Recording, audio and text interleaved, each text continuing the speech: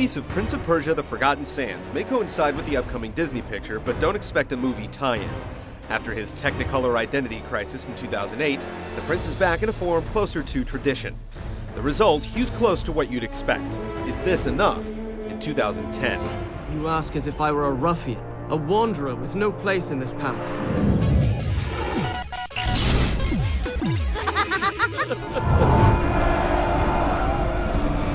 On a journey to visit his brother so he could learn a thing or two about statecraft, the prince arrives to find his kingdom at war.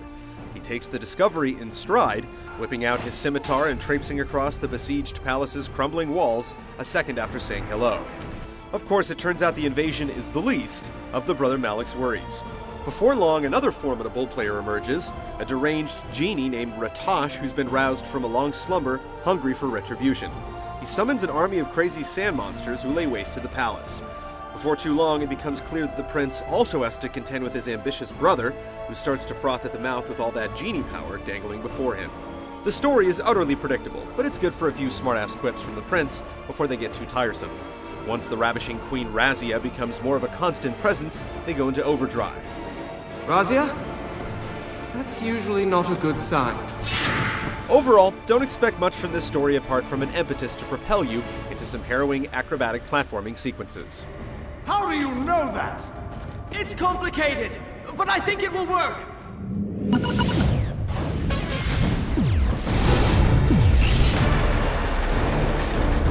You'll spend the bulk of your time in the Forgotten Sands hurtling through elaborately designed environments with an increasingly complex arsenal of movement abilities.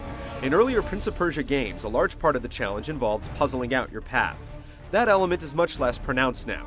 You'll usually figure out which series of poles, handholds, and columns will get you where you need to go soon after the establishing shot. This time around, it's more about actually executing the crazy acrobatics. As you progress through the game, you'll acquire powers to help you deal with increasingly complex obstacle courses.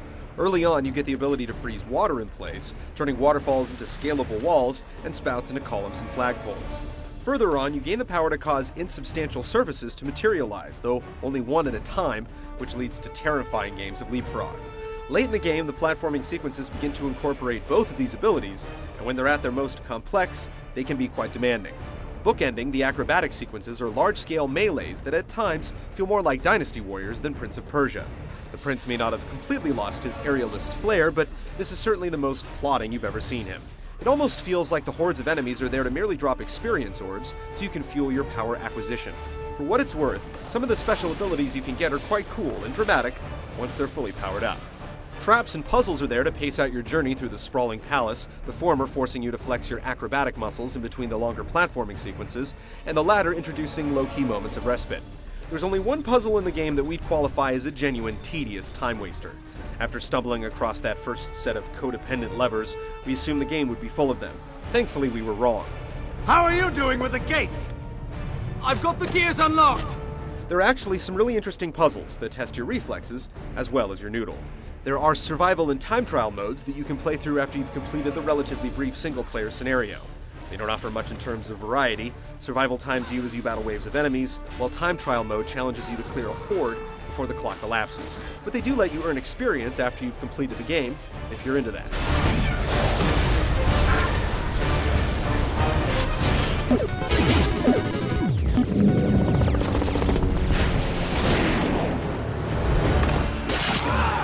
To its credit, The Forgotten Sands often makes you feel like your hands are working faster than your brains when it comes to some of the more complex acrobatic sequences.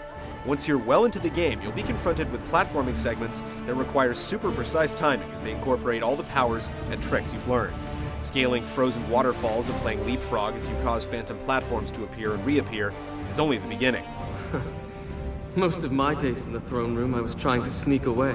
If you thought the previous Prince game was too easy due to the unlimited retries, you'll learn to cherish the energy orbs that allow you to turn back the clock this time around. Failure usually means restarting at a checkpoint that's seldom too far back, but oftentimes you'll have gotten past the intervening sequences by the skin of your teeth.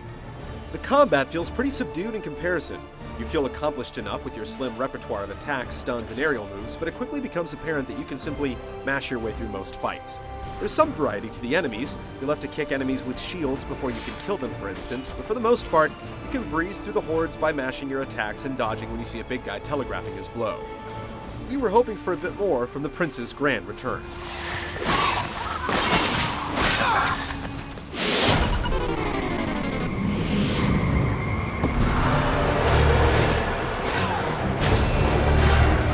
If you can get past the prince's odd-looking face, not to mention his bafflingly fastidious facial hair, you'll find yourself suitably immersed in his world. The environments have a tendency to feel a little monotonous due to rehashed color palettes, though things get a bit more visually interesting once you get into the later levels. The voice work is decent, the prince is as smug and cocky as you'd expect, and Ratosh is believably otherworldly and demonic. Overall, the presentation has its stirring cinematic moments, but the minute-to-minute stuff won't make too strong an impression. We are not so short-lived as humans, or so quick to forget things of vital importance.